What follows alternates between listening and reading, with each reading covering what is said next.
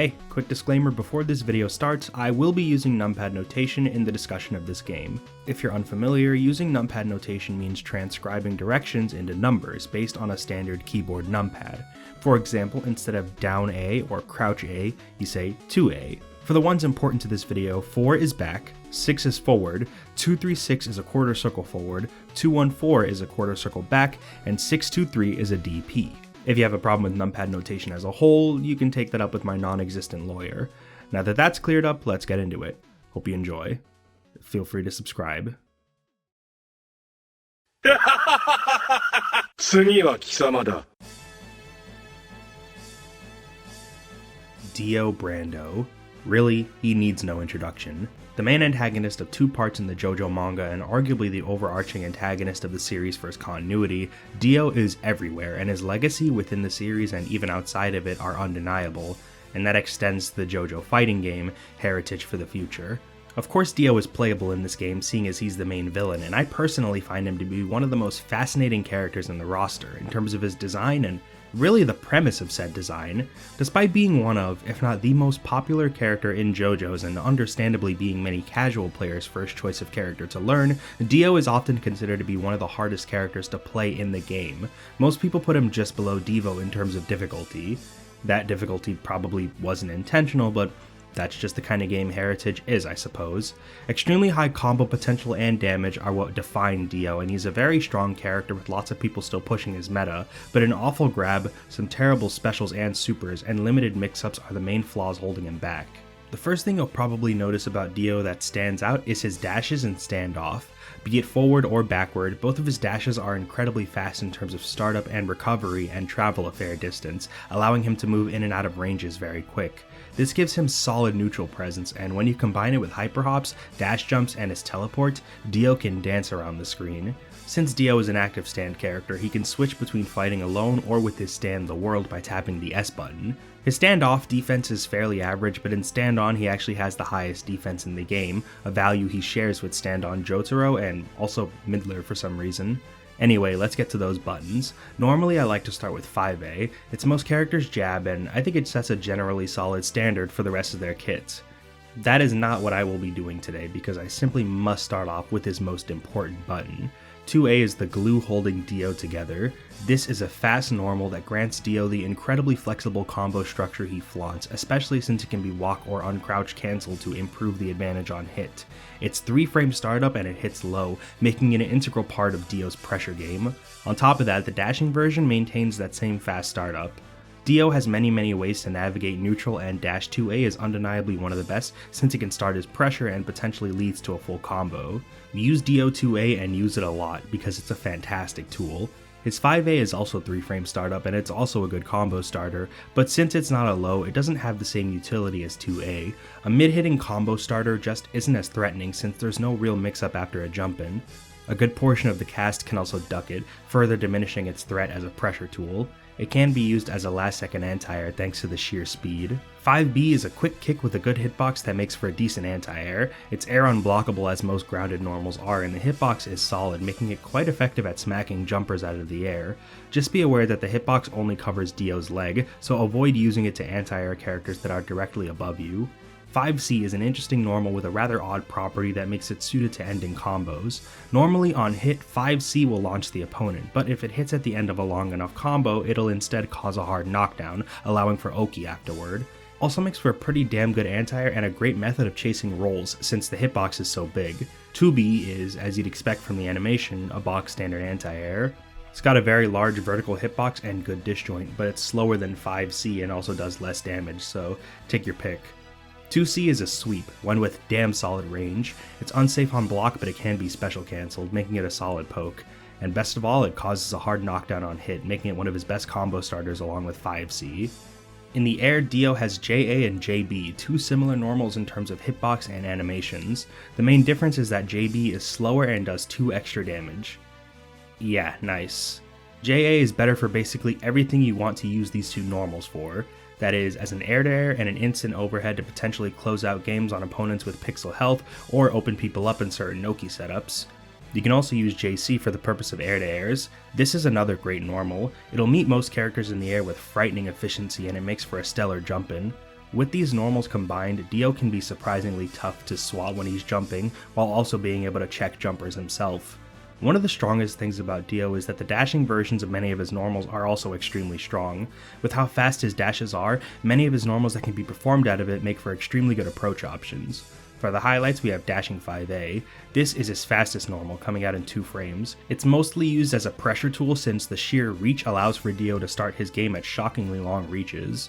Beyond that, you can use it for most of the same purposes as 5A, but just keep a few things in mind. 1, it will still whiff on characters who are short enough if they're crouching, or just in general in the case of Standoff Iggy. 2, it's 0 on hit, meaning that after it connects, neither player has an advantage. Dash 2A is great as mentioned before, and the dashing versions of 2C, 2B, and especially 5C are all incredible normals that you should be ready to use a lot. Dio commands the air and the ground well in Standoff, and thankfully that doesn't really fade with Stand On. Upon bringing the world out, Dio sacrifices some of his snappy ground mobility, but gains access to a double jump, an integral tool for turtling, something Dio is quite good at doing. Unfortunately, this comes at the cost of greatly extending the height of Dio's hurtbox. It's more noticeable when he's crouching, and he's pretty damn tall in Standoff too, but it's definitely more prevalent in Stand On. Regardless of which state you're in, be cautious because this tall hurtbox does make you more vulnerable on defense. Like with many characters in the roster, being in Stand On as Dio usually means resigning yourself to playing slower and more defensively. The buttons you're going to be pressing while in this state tend to serve very specific purposes, but here's just a few of them. Stand 5A is a 5-frame button with quite a few uses. First off, it whiffs extremely quickly, allowing for you to build ass loads of meter in quick succession.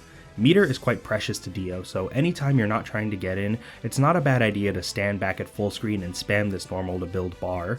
Another nice thing about this normal is the range. It's not a bad poke at all and can be very easily hit confirmed to do a chain combo for a knockdown and good damage. With a walk or uncrouch cancel, it can also link into a variety of things, making it a great combo starter or filler. Stand 5B is a pretty solid poke and Stand 5C is a good anti-air. His Stand 2A is notable for hitting low, but that'll become more important later on. It's fast and makes for a good combo starter. Stand 2C is a sweep which causes a knockdown. You can hit this raw or use it to end your chain combos and it grants very solid Okizeme. One of the highlights of Dio's Stand On is his very strong air normals. Stand JA and Stand JB can be used interchangeably as air-to-airs depending on the matchup, while Stand JC is a strong jump-in. His air presence is very strong thanks to these normals, along with some other specials and a particular super. Dio's first special of note is 236S, his stand activation attack. With 2-frame startup, this is one of his fastest attacks and it can cancel out of pretty much anything, allowing him to tack on a little extra damage onto many of his pokes. The sheer speed gives it utility as a poke, an anti-air, and even an Abare tool that Dio can use to get himself out of certain pressure sequences. It'll also always send him into stand-on mode. A particularly odd property of 236S is the invincibility it sports. It's just a frame or two while the move is recovering, but it's enough for him to avoid certain attacks during that period, which occasionally comes in handy, but it's not something to be relied on. Another little tidbit about this move is the cancel properties. Normally it cannot be cancelled into anything, however, if you perform Dio's Stand 214X and don't do the follow-up, it will grant Dio the ability to cancel 236S into tandem. This is known by the community as the Stand 214X install, and it's not the only instance of a move being able to be granted extra cancel options. Old Joseph has something similar too, for example. The 236S into tandem cancel will only work once, so you have to reapply the install every time you want to use it. 236X, this one is a classic. Beyond that awesome voice clip is an integral combo and pressure tool. Few important things to keep in mind. The stand-off version allows Dio to move and act independently while the world is punching, allowing for Dio to spam 2As behind it and tack on a surprising amount of damage to your combos or set up 50-50s. Up close, this is a really strong tool. Problem is, Dio is separated from his stand, which means he cannot block while the world is punching. This means that should the opponent escape the blazing fists, most characters can and probably will punish him with a super, making this a seriously dangerous move to whiff, so avoid using it in neutral. Stand On doesn't have these issues since Dio doesn't separate himself from the world. It's a good combo tool and the sheer amount of active frames can make it a difficult poke to challenge at certain distances. You can mash the buttons to further increase the number of hits. Dio can also use this move in the air, which is hilarious and allows for some cool combo extensions and air-to-airs. This move normally launches on hit, which can potentially make it punishable if it connects, but this is pretty hard to do. You can also cancel it into 214X to potentially catch someone trying to press buttons. Speaking of 214X, get used to seeing this gut punch because it's a damn important move in Dio's repertoire for his combos, since it allows for a link out of 2A and cancels out of so many buttons. More on that later. The stand-on version, Stand 214X, is more of an ender than an extender. It has a follow-up that causes a knockdown, making it a good ender for your stand-on chain combos. If you only do the first hit, you'll also activate the aforementioned install that makes 236S cancelable. Alright, now we're getting to the silly stuff. 623X is a teleport where Dio assumes his iconic pose and warps to a different area on the screen very fast. This is one of Dio's main defensive tools and mobility options. With each version traveling to a different position and the sickening amount of invincibility, this move allows Dio to be very slippery and avoid certain situations or put the opponent into compromising positions, since it could potentially create some visually confusing cross-ups. Checking it is most efficiently done by grabbing Dio during the recovery, which works pretty consistently since he can't perform any actions for a few moments after reappearing. Now, when Dio's stand is out, 623X becomes a little different. Dio sends the world out to cross up the opponent and perform an attack, presumably emulating the one he used to fatally wound Kakyoin. What can I say about this special move? Pardon my French, but it's fucking dog shit. Considered the single worst attack in the game by many people. Let's go over the list. First, 66 frame startup.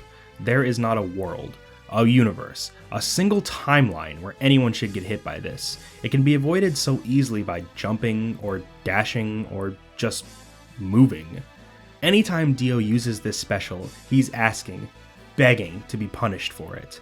I'm not one to judge, but in a game with damage as high as Heritage, seems a little backwards. So yeah, this move is giga punishable, but this leads into the next major issue. While the world is apart from Dio, Dio is technically considered to be in remote mode, which is a special state normally only accessible to a handful of active stand characters.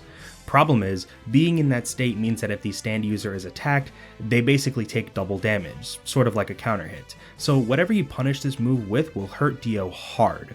Real hard. The final nail in the coffin? This special does pitiful damage. Pet Shop has the lowest defensive modifier in the game, and he takes a paltry 20 damage from it. Yeah, sure man, whatever. Avoiding stand 623X at all costs is recommended, but the problem is that even making a mistake as simple as misinputting it could potentially lose you the life lead or the game.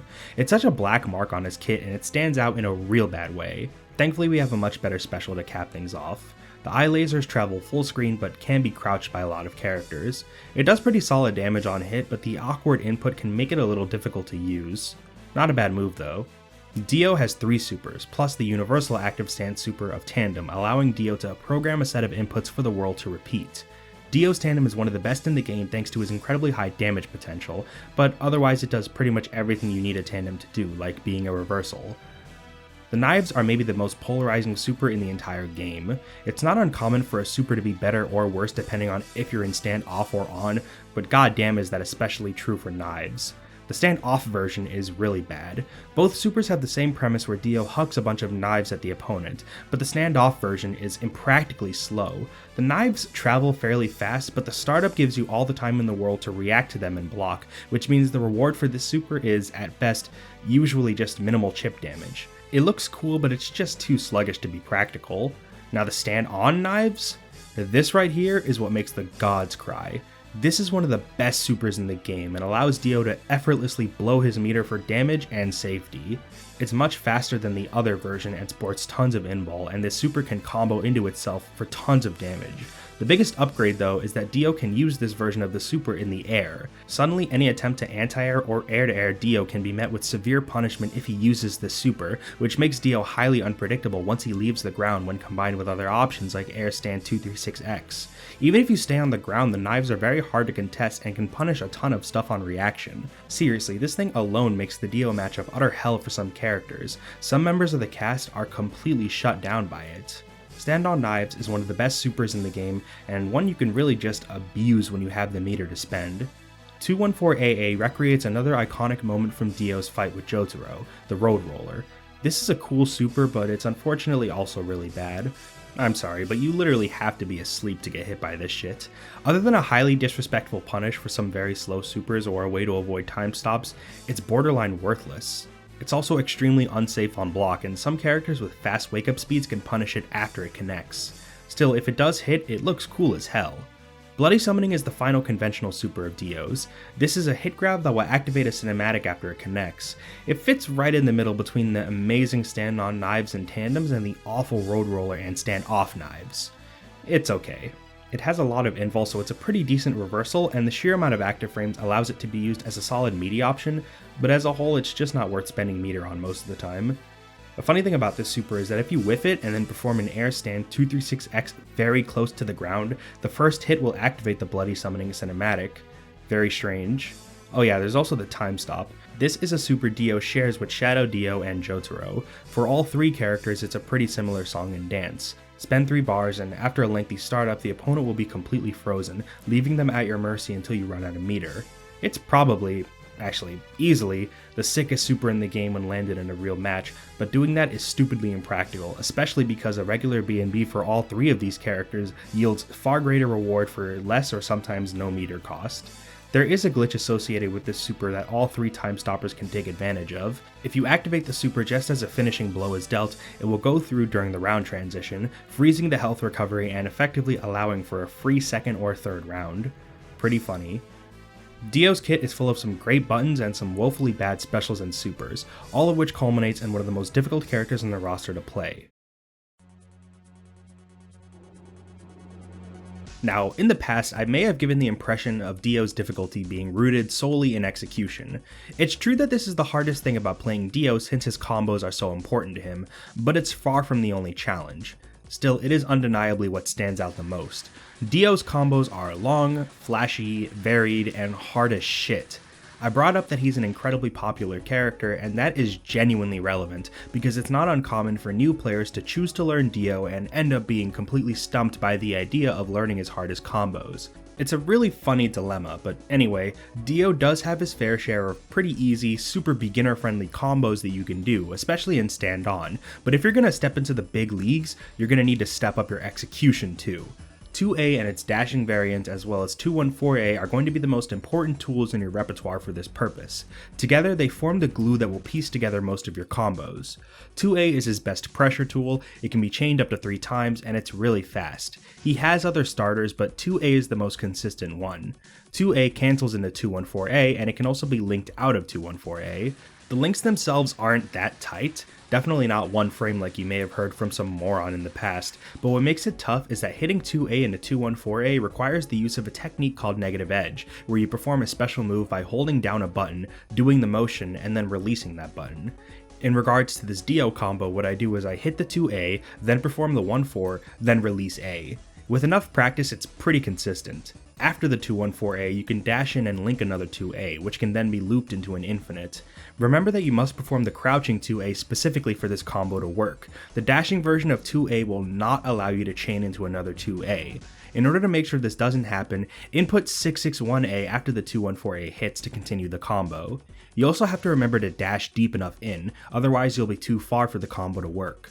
Once you have that loop down, the world pretty much becomes your playground, no pun intended. For no meter, you can link 2A into a dash 5A into 236C Ender for good meterless damage and meter build, but if you've got bar, then the ideal extender is to confirm into tandem. Dio's main tandem confirm after 2A is to do stand 5A into dash stand 2A. This is another very difficult combo. Again, the link itself isn't that bad in terms of the frame data, it's just that you need to link into a dashing normal, which requires a lot of inputs, something that can get pretty messy. The cancel into tandem after dashing stand 2A isn't very easy either. There's lots of other difficult links to pull off and stylish routes to hit, like the J stand 236X loops, also known as Air Muda loops, which are sick as hell by the way. Even though Dio's combos are really cool, hitting them consistently is a big task, and it sucks because his high combo damage is one of the best things about him, but as the difficulty of his combos increases, that damage becomes less and less attainable, and combo drops are always a major worry. However, execution can be improved through practice. Even hard execution eventually just becomes muscle memory to a practiced set of hands. There are other issues tied to the character that do pop up more in practice and not just theory. With his extremely high damage, Dio can often end rounds in one hit. Now, actually landing that hit? That's where things get tricky. Dio's main way of opening people up is with his pressure. He relies on mixing in his fast dashes with his fast normals and 214A. The issue is that, well, JoJo's has push block, so just trying to do block strings is going to be wildly ineffectual and in some cases punishable. As a result, getting an opponent to crack as Dio requires actively trying to bait your opponent's defensive options and punish them, which can be easier said than done. Now, to be fair, Dio doesn't always have to play aggressively like this. He can hang back and play lane thanks to stand on mode if he has the life lead. In fact, a lot of matchups let him do just that without much opposition. The problem comes when the life lead slips away and Dio is forced to rush down and put himself at risk to get it back, especially against characters who can lame him out like a lot of the top tiers. And if the character he's fighting happens to have a good guard cancel, well then the nut, so to speak, becomes even harder to crack. Converting into stray hits isn't always easy given the difficulty of some of his main confirms, but it's very important because a single 2A hit in neutral and turn into a combo can spell victory. Whiff punishing is also an effective way to land hits, but you won't always find yourself in a situation where your opponent is just whiffing grounded normals all willy-nilly, especially, again, against the top tiers, since double jump laming is so strong. Now, this isn't to say Dio has absolutely no mix-ups, that would be absurd. Simple stuff like doing empty hops into 2A can work if the opponent is conditioned hard enough, and certain knockdowns can let him set up Okizeme with 236C that allows for 50-50s between 2A or an instant overhead, though how effective this is varies greatly on the matchup due to the different wake-up speeds and crouching hurtbox height among the cast. He can even set up unblockables with his tandems since he has a low in stand on. There's no doubt though that he's working a lot harder for clean hits than is really preferable. You might think throwing the opponent is a good way to mix things up, but that couldn't be farther from the truth. Dio's throw is atrocious and has a problem he shares with Whole Horse, funnily enough. After the grab connects, the opponent is launched away at a very low angle. This launch can be teched and recovered from before Dio recovers, meaning that he can be hit while still in the throw animation. Dio's throw is punishable on hit. In situations where you decide to grab, you are actively putting yourself at risk of losing the game unless the throw kills. This is a major issue because of rolling.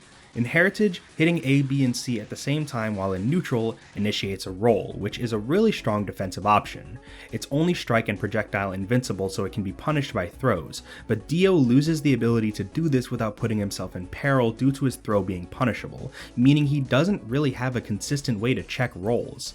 Another reason this is a problem is because push block and rolling have the same input. If you manage to bait a push block out of your opponent, it'll turn into a roll, but Dio, again, can't do the guaranteed punish and throw it without risking getting punished himself. This sounds really dire, but it's not a complete shutdown for any use of his grab whatsoever. Again, if it'll kill, it is worth going for. In fact, the chances of your opponent getting grabbed probably increase because most good players know as a rule that a smart Dio isn't going to go for grabs 99% of the time. Also, how risky Dio's grab is can depend on the matchup. Some characters' punishes can be hard to set up, so against someone who hasn't practiced, you can get away with throwing them without risk. Depending on the character, the punish may also not be that bad in terms of damage, which usually leaves Dio as the winner in the exchange even if his grab was punished. This is especially true mid-screen, where some characters, mostly passive stands, tend to only get a single hit from a special. Still, against the characters who already give Dio hell, it's just an extra complication that makes his life even harder. These are some major issues, doubly so for a character where executing the big combos once you actually do get a hit can be equally as challenging. Dio is probably the coolest character in the game, but getting to that point is the hardest part. In the hands of some players, he looks unstoppable. In the hands of others, not so much. Still, it's an absolute spectacle when he is played well. His long and varied combos and the potential for cool stuff like time stop setups are highly entertaining to watch and satisfying to pull off. Played by an EdLX, or a WJ, or a Vox, or an Emil, the difficulty of his combos, his movement, and the required intuition to open people up with his limited mix-ups all become minor details in the face of how cool he looks when played optimally, and how powerful he truly is. Really though, I think the actual biggest problem with Dio is that there's no way to play as the jacket form without mods, even though his character portrait depicts him in the damn thing. Seriously, Capcom? Piss off. But anyway, it really is a shame that a character so popular and iconic to the series is so hard to play at a competent level. If only there were a way to play as Dio with easy execution.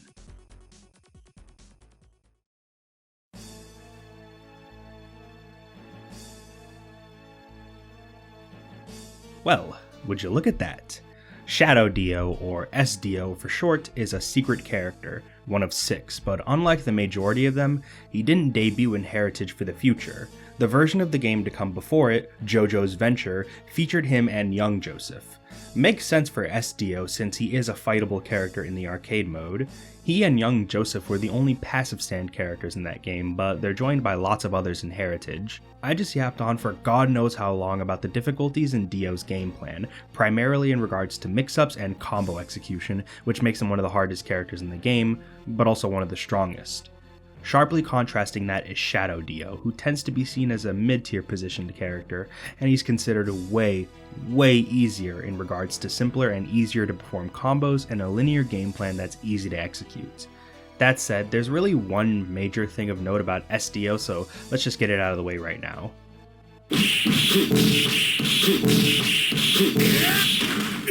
Bam, you now know everything you need to about playing Shadow Dio, and I can move on with my life.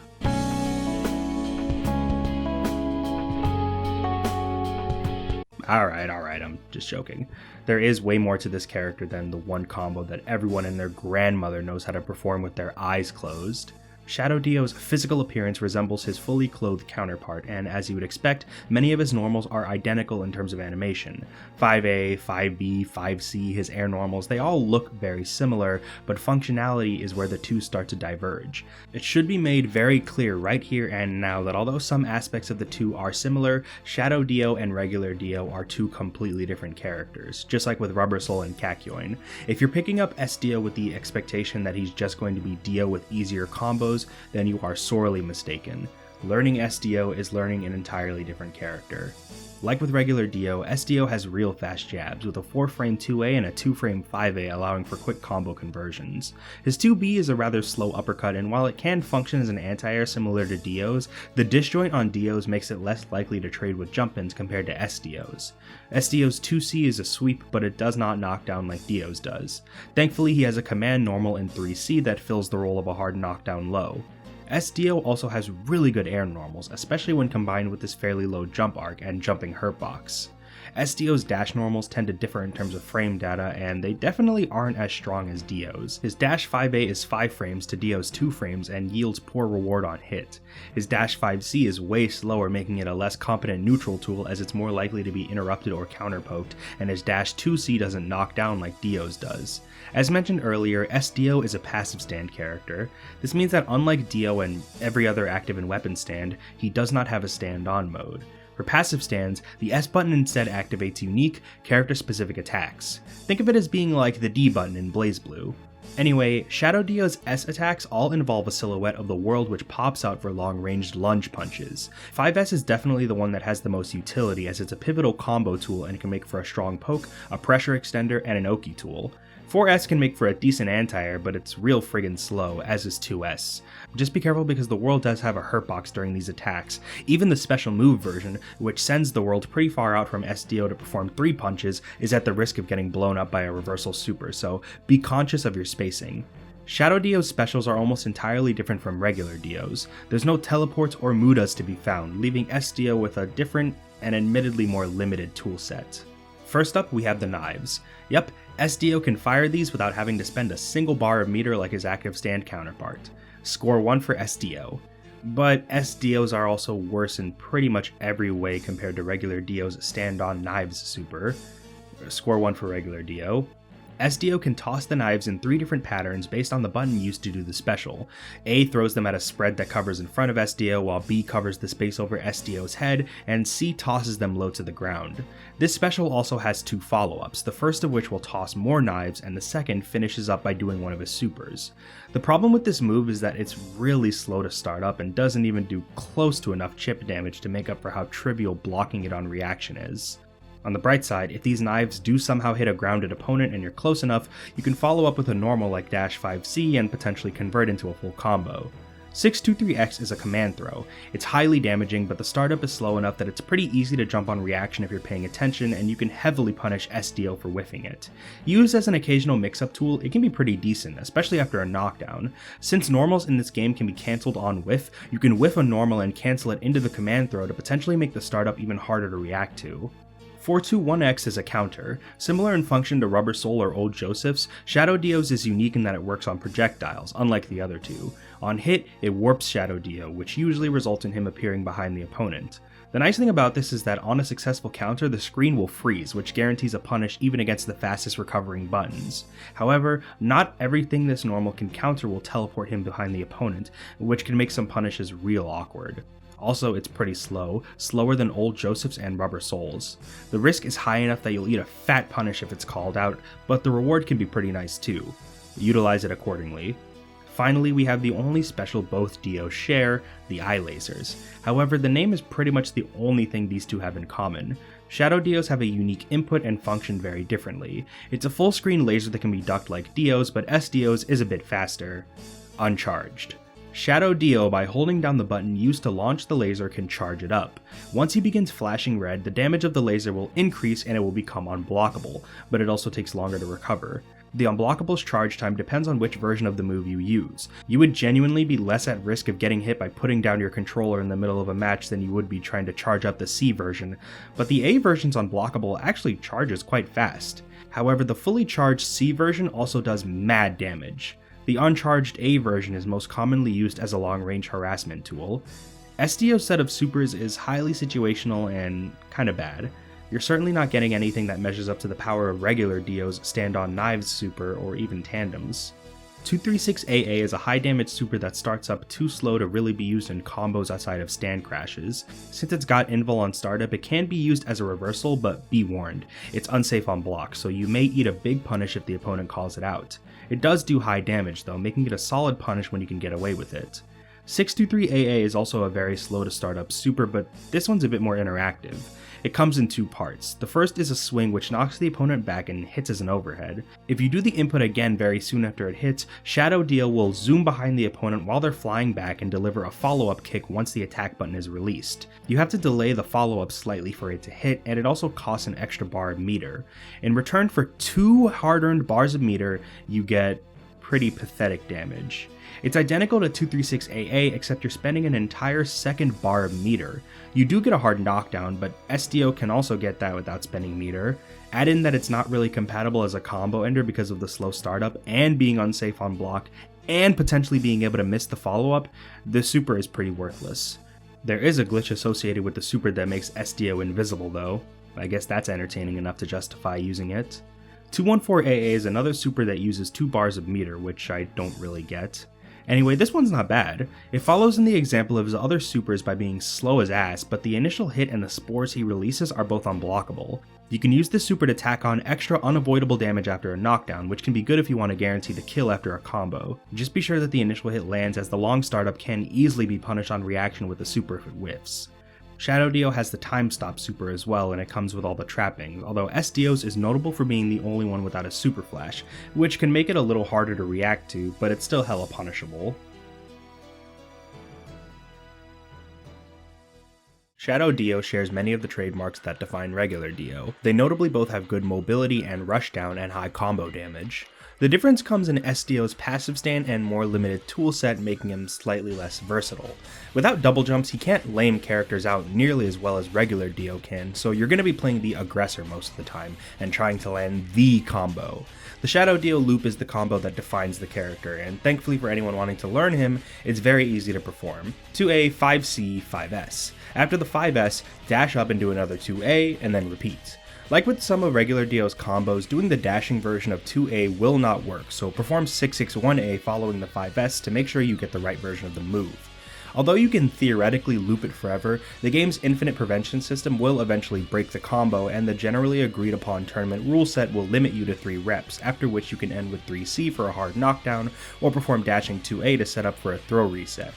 This combo does a billion damage. Getting 3 reps will usually do a clean 50% at worst, which may not sound like a lot in a game like this, but for a passive stand meterless B&B, it's actually pretty fucking insane damage output, especially, again, for how easy the combo is. The links are very lenient, and the combo doesn't even require any motion inputs.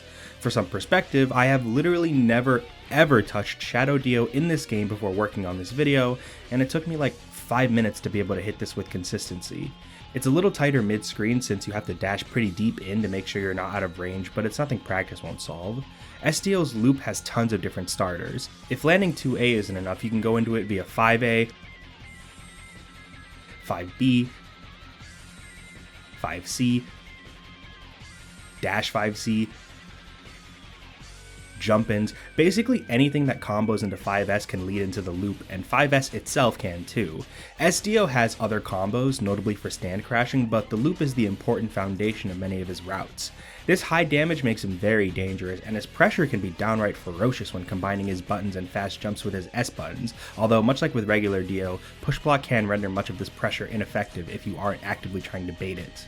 On top of his loop's damage, he has a highly varied Okizeme game that can result in some very effective mix-ups on a knockdown opponent. SDO can get hard knockdowns in a few different ways, but the most effective is his grab. Harshly contrasting the other Dio, SDO's throw is actually not hot garbage. SDO can't get punished for landing it, so they're already worlds apart in terms of quality. SDO's throw causes a hard knockdown, giving him very solid reward off of throw resets and tick throws. Anyway, once you've knocked down the opponent, SDO can mix with his fast 2A, his jump-ins, his regular throw, and his command throw. The most prolific SDO Oki done off of his grab is known as the fake cross-up. The basic idea is that you hop over the opponent and perform a delayed J5S. The J5S will appear from behind the opponent, which logically would give the appearance of a cross-up, thus requiring you to switch the direction you're blocking. That's where the mix-up comes in. Despite how it looks, the J5S in this setup will not hit as a cross-up. It hits on the same side you're blocking, so if you try to switch your block direction, you'll get hit, hence fake cross-up. It's a knowledge check in its purest form, and you can eat people alive if they don't know about it. SDO can perform actual cross-ups off a grab too, so if your opponent catches onto the fake cross-up, you can start mixing in other options and getting really devious. The real kicker is that whether you do the fake cross-up or a real cross-up, both lead to a full combo, so you'll want to try to land as many throws as possible with SDO. Like with any knockdown though, the timing will vary based on wake-up speeds. Also, the fake cross-up can be punished, so watch out. Against people familiar with the matchup, abusing it is ill-advised, so make sure you're actually, mixing up your options. With his damage and Oki, SDO can end rounds frighteningly fast. Shadow Dio's rushdown is pretty damn good for how simple he is, but even though his touches do mad damage, you may not always find yourself in a range where you can convert into the full loop, especially against the top tiers as many of them are good at turtling, not to mention the different ways you need to structure his pressure to get around defensive options like push blocking.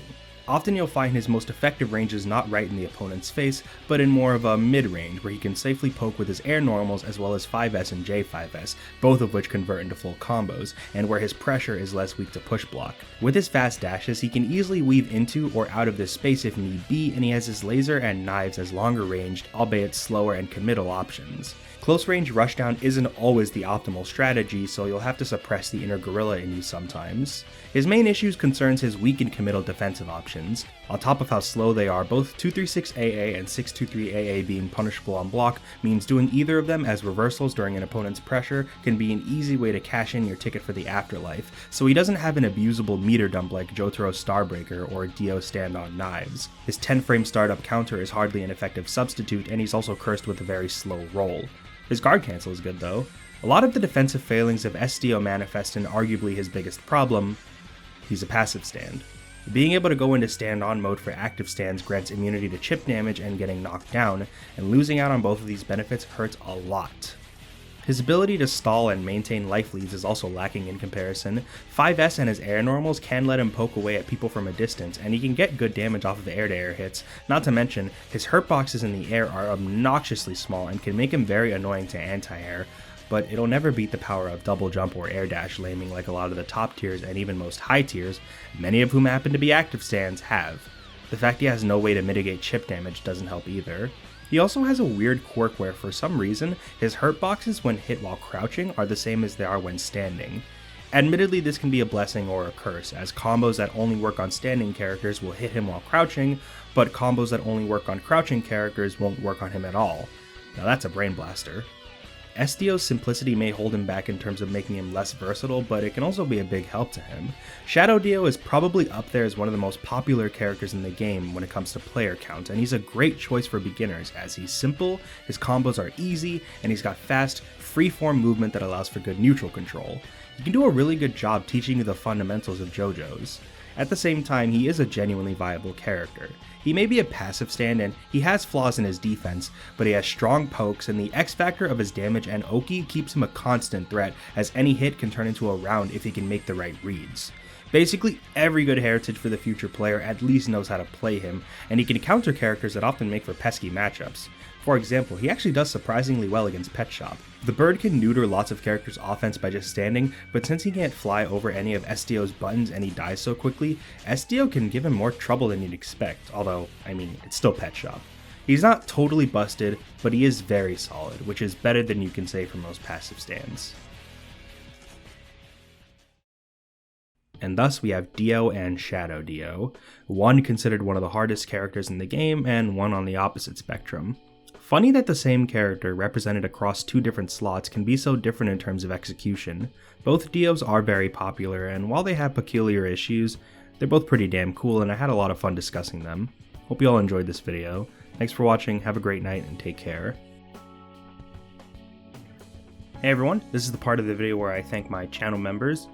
So thank you to Old Man Han, Cammy the Killer, Jazba, Mortis, Arg Seals, Wormy, Terry Hints, Perfect Orange, Pet Shop from Fortnite, Happy the Hap Hap, HBHK, Gundog92, Isaac the Collector, Kira the Stowaway, Gerald Say, and Sonic Frontiers is a good game. Anyway, sorry that this took so damn long. I tried to be meticulous with it, and I wanted to have it out by the end of November, but I ended up getting sick on Thanksgiving week. That was very fun. So I was out of commission for a bit, but I hope you guys enjoyed it. It was a very fun video to make, and I had a lot of fun talking about these two characters, and I hope you all enjoyed my ramblings. So yeah, thank you. I love you all. Kisses. Mwah. Goodbye. Thanks for watching. Have a great night.